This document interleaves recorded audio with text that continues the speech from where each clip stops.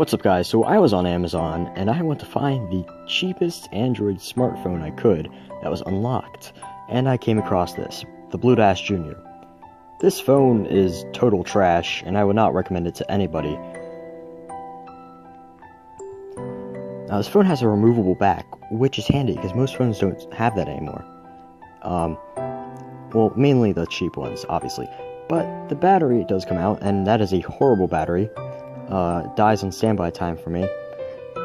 And it does have a micro SD card slot, which is handy. And it also has two SIM card slots, so you can have two different carriers in there. One for work and one for home. Very handy. The SD card slot, I believe, only goes up to 32 gigabytes, but I wouldn't risk it. Get a 4 gigabyte card or 8 gigabyte card. Yeah, you're required to have it to take pictures too, so disappointing. So, the phone's operating system can be smooth or very laggy at times. It really depends on how you're using it. Now, I don't have many apps, but we'll get to that later.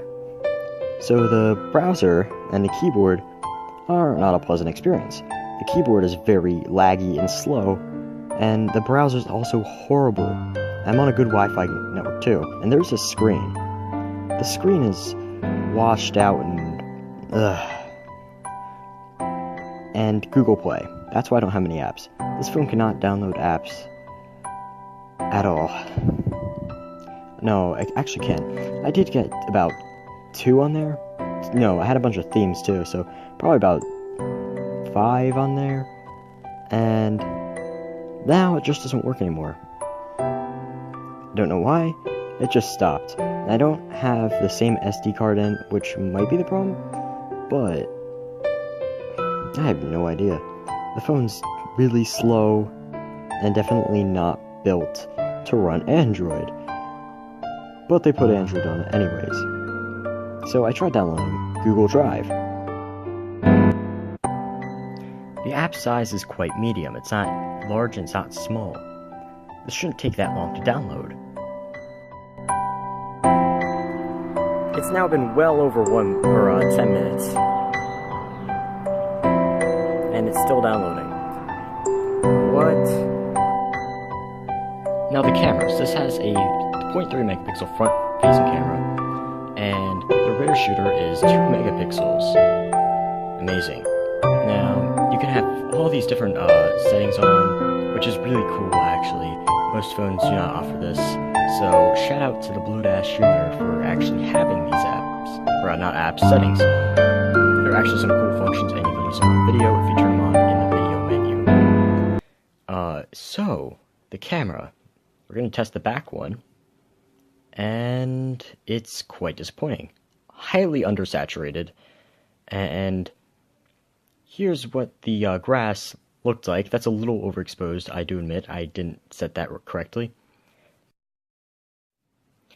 The video shoots in under 360p. It's 288p, I think.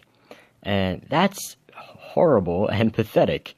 And it gets a very low FPS. I've got 4 FPS one time. That's right.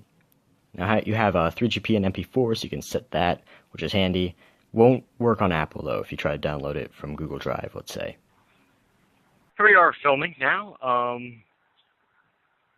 and you can see the colors are not that vivid, and they're very undersaturated, at least on the Bluedash Jr. screen, which is a horrible screen. But over here we got some light hitting the grass, and over here we got the sun, and not much of a lens flare considering the lens is a piece of crap. Because this is a $30 phone lens, let's not forget that. Very over-sharpened and very laggy video. I actually did try to do another shot, and it completely made the video crash, and I tried opening the camera again, and it was still open on the video, so that's very interesting. But that's all I really need to say. Here's to wrap it up with my final thoughts. Don't get this phone. Don't. There's a phone called the Galaxy Core Prime. You can get that one. It's under $100 unlocked, and it's honestly a better choice because, one, it's not running Android 2.3.5. It's actually running, I believe, Marshmallow. And it actually runs well, and it's made by Samsung, so it's name brand, so you should be able to trust it. That's not always how it works, but Samsung is a very trustable company. And that's all I have to say about this phone. Don't get it. Again, just don't.